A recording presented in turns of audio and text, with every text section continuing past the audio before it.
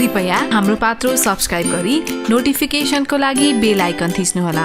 मङ्गलम भगवान विष्णु मङ्गलम गरुडध्वज मङ्गलम पुण्डरीकाक्ष मङ्गलाय तनोहरि वनस्पतिरसद्भूतो गन्धाढ्यो गन्ध उत्तमम् आग्रेय सर्वदेवानां धूपोऽयं प्रतिगृह्यतामः। यं ब्रह्मा वरुणेन्द्र रुद्रमरुतस्तुन्वन्ति दिव्यैस्तवैर्वेदैः साङ्गपदक्रमोपनिषदैर्गायन्ति यं सामगा ध्यानावस्थित तद्गतेन मनसा पश्यन्ति यं योगिनो यस्यान्तं न विदुसुरासुरगणा देवाय तस्मै नमः। श्रीमच्चन्दनचर्चितो जलवपु शुक्लाम्बरा मल्लिका मालालङ्कृतकुण्डला प्रविलसन मुक्तावली शोभिता सर्वज्ञाननिधान पुस्तकधरा रुद्राक्षमालाकरा वाग्देवी वदनाम्बुजे वसतु मे त्रैलोक्यमाता चिरं। मूकं करोति वाचालं पङ्गुं लङ्घयते गिरिं यत्कृपातमहं वन्दे परमानन्दमाधवं। नमो भगवते तस्मै व्यासायामित तेजसे यस्य प्रसादात् वक्ष्यामि नारायणकथामिमां। नारायणं नमस्कृत्य नरं चैव नरोत्तमं देवीं सरस्वतीं व्यासं ततो जयमुदीरयेत्। अथ नवमोऽध्याय। कुमारजी आज्ञा गर्नुहुन्छ हे अगस्त्य मुनि। त्यसपछि इन्द्रादि समस्त देवताहरू महादेवले सतीदेवीलाई त्यसरी पीठमा बोकेर पृथ्वी भ्रमण गरेर हिँडेको देखि वैकुण्ठ गएर विष्णु भगवानसित बिन्ती गरे। हे परमेश्वर, महादेवले शोक गरेको देखेर दुखी नहुने यो समस्त ब्रह्माण्डमा एउटा पनि जीव मैले पाएको देखिनँ। हजुरले यो ब्रह्माण्डको रचना गर्ने र शिवले रक्षा गर्ने हो। हजुर दुईले नगरे विश्व ब्रह्माण्डको सुरक्षा अरू कसले गर्ला। यस बखत शिवजी दक्षको यज्ञबाट सतीदेवीलाई पीठमा बोकेर पृथ्वी भ्रमण गरिरहेका छन्। जबसम्म सतीदेवीको मृतदेह रहला तबसम्म शिवजी भ्रमण गरि नै रहनेछन्। अब हजुरको मायाले माखा वा झिँगा सृष्टि गरी औँस वा किरा पारी सतीदेवीको अङ्ग गलाएर पतन गराइदिनुहोस्। यस्तो सकल देवताको बिन्ती सुनि विष्णु आज्ञा गर्नुहुन्छ। हे देवता हो, तिमीहरूको कल्याणका लागि म आफ्नो मायाले झिँगा उत्पन्न गरी औँसा पारी सतीको देह गलाई पतन गराउँला। यसमा कुनै पनि शङ्का नगरे हुन्छ। अब तिमीहरू अमरावती जाओ। भगवान विष्णुको यस्तो आश्वासन पाएपछि देवताहरू हवस् भनी विष्णु भगवानलाई दण्डवत प्रणाम गरी आफ्ना लोकमा फर्के। अनि विष्णु भगवानले आफ्नो मायाद्वारा झिँगा उत्पन्न गरी औँसा पारिदिनुभयो। अनि सतीदेवीको शरीर टुक्रा टुक्रा भएर पतन भयो। जहाँ जहाँ अङ्ग पतन भयो त्यहाँ त्यहाँ एक पीठ उत्पन्न भयो। त्यहाँ त्यहाँ ब्रह्माजीले एक स्वयम्भुव लिङ्ग उत्पन्न गराए। सबभन्दा पहिले नेपालमा गुह्य पतन भयो। नेपाल पीठ गुह्येश्वरी देवी, चन्द्रघण्टामा योगिनी सिद्धेश्वर महादेव उत्पन्न भए। शिवशक्ति स्वरूपले रहे। त्यस पुण्य भूमिमा इन्द्रादि देवता आई तपस्या गरे। ईश्वरी प्रसन्न भई सत्य, त्रेता, द्वापर र कली यी चारै युगमा देवताकै नामले प्रख्यात भए भनी वरदान दिइन्। फेरि वाराणसीमा शिर पतन भयो। वाराणसीमा पीठ विशालाक्षी देवी, सङ्कटा योगिनी, विश्वेश्वर महादेव उत्पन्न भए। शिवशक्ति स्वरूपले रहे। यस मोक्ष भूमिमा गन्धर्वहरू आई नाचगानद्वारा तपस्या गरे। ईश्वरी प्रसन्न भई वाक्य सिद्धि हुने वरदान दिइन्। फेरि काम रूपमा पुग्दा छाती उत्पन्न भयो। कामरूप पीठ कामाक्षा देवी, कीर्ति योगिनी, चक्र धनेश्वर महादेव उत्पन्न भए। शिवशक्ति स्वरूपले रहे।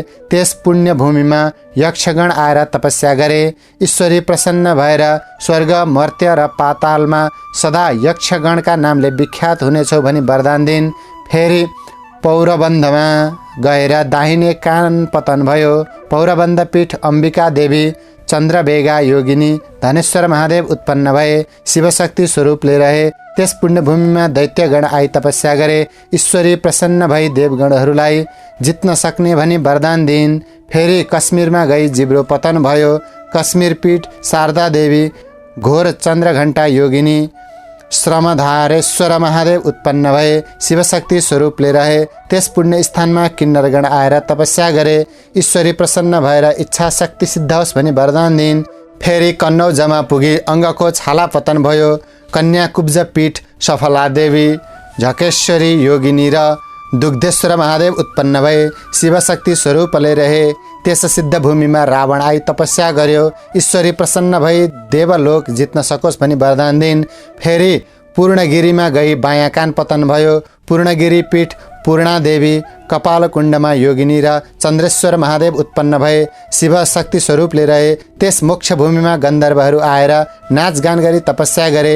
ईश्वरी प्रसन्न भई इन्द्रका सभामा नाचगानमा कहिल्यै नचुके भनी वरदान दिए। फेरि अस्ताक्रममा पुग्दा दाहिने कान पतन भयो। अस्तातका पीठ तारकेश्वरी देवी एकाक्षी योगिनी निद्रा तपोश्वर महादेव उत्पन्न भए। शिवशक्ति स्वरूपले रहे यस पुण्यभूमिमा राधिका गण आएर तपस्या गरे। ईश्वरी प्रसन्न भई तिमीहरूको सदैव कृष्ण दाहिना रहन् भनी वरदान दिन्। फेरि चामुण्डाचलमा गई बाहु पतन भयो। चामुण्डाचलपीठ पुकम्जी योगिनी चामुण्डा देवी र इच्छा बिरुकेश्वर महादेव उत्पन्न भए। शिवशक्ति स्वरूपले रहे त्यस सिद्ध भूमिमा नारद मुनि आएर तपस्या गरे। ईश्वरी प्रसन्न भई तिम्रो वाक्य सिद्धि रहोस् भनी वरदान दिन्। फेरि एकाबीरमा पुग्दा बायाँ हात पतन भयो। एकाबीर पीठ सिद्धेश्वरी देवी सिद्धा योगिनी दुग्धेश्वर महादेव उत्पन्न भए। शिवशक्ति स्वरूपले रहे त्यस पुण्यभूमिमा कर्णवीर आदि श्मशान आएर तपस्या गरे। ईश्वरी प्रसन्न भई सम्पूर्ण मृतकको दाह गर्न सके भनी वरदान दिन्। फेरि कामरोष्ठमा पुग्दा घाँटी पतन भयो। कामरोष्ठ पीठ कामिनी देवी महाकालेश्वर महादेव उत्पन्न भए। शिव शक्ति स्वरूपले रहे यस सिद्धभूमिमा लक्ष्मी आएर तपस्या गरिन्।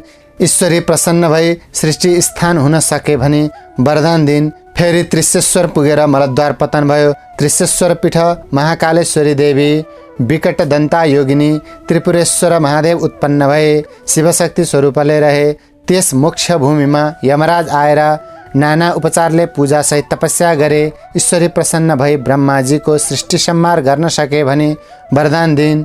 फेरि कैलाश पर्वतमा पुगेपछि दाहिने पाउ पतन भयो। कैलाशपीठ पार्वती देवी अम्बिका योगिनी विश्वम्भरेश्वर महादेव उत्पन्न भए। शिवशक्ति स्वरूपले रहे त्यस मोक्ष भूमिमा ब्रह्मा आएर अनेक स्तुतिसहित तपस्या गरे। ईश्वरी प्रसन्न भएर वरदान माग्दा भनिन् र ब्रह्माले तिनी लोकमा सृष्टिकर्ता हुन पाऊँ भनी वरदान मागे। ईश्वरी प्रसन्न भई तथास्तु भनी वरदान दिन्। फेरि भृगु क्षेत्रमा पुगे। उपल्लो दाँत पतन भयो। भृगुपीठ शारदा देवी ब्रह्मदाह योगिनी सत्येश्वर महादेव उत्पन्न भए। शिवशक्ति स्वरूपले रहे त्यस सिद्ध भूमिमा धर्मदन्त राजा आएर योग मार्गले तपस्या गरे। ईश्वरी प्रसन्न भएर तिमीहरूलाई कसैले जित्न नसकुन् भनी वरदान दिन्। फेरि चन्द्रपुरमा गएर दक्षिण नेत्र पतन भयो।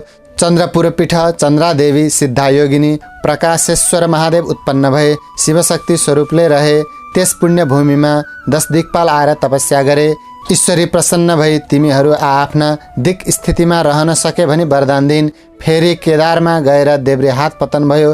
केदारपीठ केदारेश्वरी देवी चामुण्डा योगिनी कोटेश्वर महादेव उत्पन्न भए। शिवशक्ति स्वरूपले रहे त्यस सिद्ध भूमिमा 11 रुद्र आएर तपस्या गरे। ईश्वरी प्रसन्न भई वरदान ल्याऊ भनेर 11 रुद्रले हामीहरूको तेज समान रहोस् भनी वरदान मागे। ईश्वरीले तथास्तु भनिन्। फेरि श्रीपीठमा पुग्दा तालु पतन भयो। श्रीपीठ कमला देवी भद्रा योगिनी कमलेश्वर महादेव उत्पन्न भए। शिवशक्ति स्वरूपले रहे त्यस सिद्ध भूमिमा अष्टवसु आएर षोडशोपचारले पूजा र तपस्या गरे। ईश्वरी प्रसन्न भई वरदान ल्याऊ भनिन्। अष्टवसुले वाक्य सिद्धि होस् भनी वरदान मागे। ईश्वरीले तथास्तु भनिन्। फेरि एकाबीरमा गएर नाभि पतन भयो। एकाबीर पीठ एकाबीर देवी गोरक्षा योगिनी हाटकेश्वर महादेव उत्पन्न भए। शिवशक्ति स्वरूपले रहे त्यस पुण्य भूमिमा नागहरू आएर नाना रत्न मणिमाणिक्य चढाई पूजा र तपस्या गरे। ईश्वरी प्रसन्न भई वरदान ल्याऊ भनिन्। नागहरूले सप्त पातालको अधिपति प्राप्त होस् भनी मागे। ईश्वरीले त्यो वरदान तथास्तु भनिन्। फेरि जलन्धरमा पुगेर तल्लो ओठ पतन्न भयो। जलन्धर पीठ जलपा देवी ज्वालामुखी योगिनी पिशाचेश्वर महादेव उत्पन्न भए। शिवशक्ति स्वरूपले रहे त्यस सिद्ध भूमिमा कामधेनु गाई आएर नित्य दूध अर्पण गरी तपस्या गरिन्। ईश्वरी प्रसन्न भई वरदान ल्याऊ भनिन्। कामधेनुले मेरो दूध दही घिउ मलमूत्र सधैँ पवित्र मानियोस् भनेर भनिन्। ईश्वरीले तथास्तु भनिन्। फेरि कुशलान्तमा पुगेर कपालका केश पतन भए। कुशलान्तका पीठ भूतघण्टा योगिनी क्षीरेश्वर महादेव उत्पन्न भए। शिवशक्ति स्वरूपले रहे त्यस मोक्ष भूमिमा अश्विनी आदि 27 नक्षत्र आएर भक्ति साथ तपस्या गरे। ईश्वरी प्रसन्न भएर वरदान ल्याऊ भनिन्। नक्षत्रहरूले ज्योतिष शास्त्र हाम्रो अधीनमा रहोस् भनेर वरदान मागे। ईश्वरीले तथास्तु भनिन्। फेरि मल्लवीरमा पुगेर बायाँ पैताला पतन भयो। मल्लवी पीठ महाकाली देवी, कराला योगिनी, भूपालेश्वर महादेव उत्पन्न भए। शिवशक्ति स्वरूपले रहे। त्यहाँ द्वादशादित्य आएर तपस्या गरे। ईश्वरी प्रसन्न भई वरदान माग भनिन्। द्वादशादित्यले हामी 12 महिनाका अधिपति रहौँ भनेर वरदान मागे। ईश्वरीले तथास्तु भनिन् र वरदान दिन्। फेरि देवकोटमा गएर बायाँ घुँडा पतन भयो। देवकोट पीठ भद्राक्षी देवी, ललिता योगिनी र मातेश्वर महादेव उत्पन्न भए। शिवशक्ति स्वरूपले रहे। त्यस पुण्यभूमिमा मेषादि 12 राशि आएर तपस्या गरे। ईश्वरी प्रसन्न भई वरदान माग भनिन्। राशिहरूले मनुष्यहरू हाम्रा अधीनमा रहन् भनेर वरदान मागे। ईश्वरीले तथास्तु भनिन्।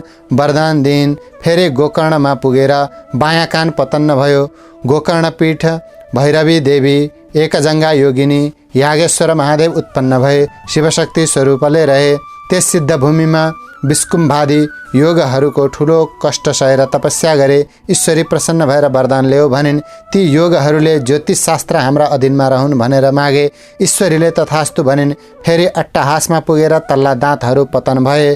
अट्टहास पीठ भ्रामरी देवी, शङ्खधरा योगिनी, शतभूतेश्वर महादेव उत्पन्न भए। शिवशक्ति स्वरूपले रहे। त्यस सिद्ध भूमिमा वाग्मती आदि नदीहरू आएर जल चढाई भक्तिपूर्वक तपस्या गरे। ईश्वरी प्रसन्न भएर वरदान माग भनिन् र वाग्मती आदि नदीहरूले हामीमा भक्ति मुक्ति दिने अधिकार होस् भनेर वरदान मागे। ईश्वरीले तथास्तु भनिन्। फेरि मातुलेश्वर पुगेर दाहिने स्तन पतन भयो। मातुलेश्वर पीठ योगेश्वरी देवी, पिङ्गला योगिनी, बुधरागेश्वर महादेव उत्पन्न भए। शिवशक्ति स्वरूपले रहे। त्यस पुण्यभूमिमा कश्यप आदि ऋषिहरूले तपस्या गरे। ईश्वरी प्रसन्न भई वरदान ल्याऊ भनिन्। ती ऋषिहरूले 4 वेद हाम्रो अधीनमा रहन् भनेर वरदान मागे। ईश्वरीले तथास्तु भनिन्। फेरि विश्वमा पुगी बायाँ स्थान पतन्न भयो। विश्वपीठ भुवनेश्वरी देवी, भुवना योगिनी, कृष्णवर्णेश्वर महादेव उत्पन्न भए। शिवशक्ति स्वरूपले रहे। त्यस सिद्ध भूमिमा श्रीकृष्ण आएर तपस्या गरे। ईश्वरी प्रसन्न भएर वरदान माग भनिन्। श्रीकृष्णले तिनै लोकका स्त्रीहरू मलाई देखेर मोहित हुन् भनी वरदान मागे। ईश्वरीले तथास्तु भनी वरदान दिइन्। श्री स्कन्द पुराणे केदार खण्डे माघ महात्म्ये कुमार अगस्त्य संवादे श्री स्वस्थाने परमेश्वरी व्रतकथायां सतीदेवी अंगपतन नाम नवमोऽध्यायः। उपनयतु मङ्गलं वः सकल जगन् मङ्गलालय श्रीमान् दिनकर किरण निबोधित नवनीलदल निवेक्षण कृष्णः।